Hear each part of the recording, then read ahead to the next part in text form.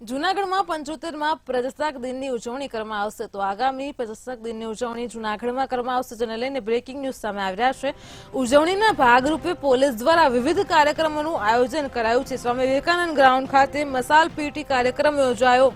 Police જવાનો દ્વારા વિવિધ શબ્દોનું નિદર્શન પણ કરવામાં આવ્યું છે। તો જુડો નિદર્શન, અશ્વ નિદર્શન, ડોગ નિદર્શન પણ કરવામાં આવ્યું છે। લોક સાહિત્યકાર રાજભા ગઢવીનો દેશભક્તિ સભર કાર્યક્રમ યોજાયો। વિવેકાનંદ ગ્રાઉન્ડ ખાતે મોટી સંખ્યામાં લોકો ઉમટી પડ્યા હતા।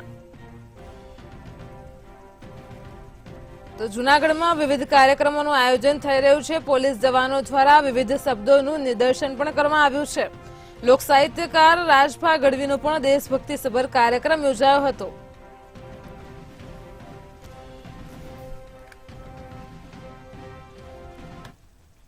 થીમ સાથે છે અશ્વ, ડોગ્સ તથા અમારે પોલીસ પરિવારના આખો કાર્યક્રમ છે પોલીસ દ્વારા આયોજન કરેલું સહિત, અને લોકો અને પોલીસ બંને પ્રજા નજીક આવે અને આ આયોજનમાં અલગ અલગ ફિટ ઇન્ડિયાની મૂવમેન્ટ સાથે સાથે નો ડ્રગ્સની થીમ અને લોકલ ગિરનાર અને ગુજરાત પોલીસના આ સમગ્ર કાર્યક્રમમાં એક અલગ પ્રકારે રજૂઆત થાય અને આગામી આ બંને કાર્યક્રમ છે 26મી જાન્યુઆરીના સારી રીતે થાય આ પ્રકારે આજે મશાલ પીટીનું અહીંયા જૂનાગઢ ખાતે આયોજન કરવામાં આવેલું હતું। સમગ્ર ગુજરાતમાં જૂનાગઢને જ્યારે ગરવા ગિરનારની ગોદમાં આપણને આ વખતે મળ્યો હોય ત્યારે એનો અનેરો આનંદ છે। એમાંય આ મશાલ પીટી અને બધા જે પોલીસની જે સંઘર્ષ, જેમ અત્યારે યુવાધનમાં નશા બધા બહુ બીજા લાગ્યા છે, એ બધા નશા મૂકીને આવા નશા લાગી જાય કંઈક કરી બતાવવાના, તો અદ્ભુત ભારત વર્ષમાં આપણે જોઈ શકીએ એમ બહુ આ કાર્યક્રમ જોયો।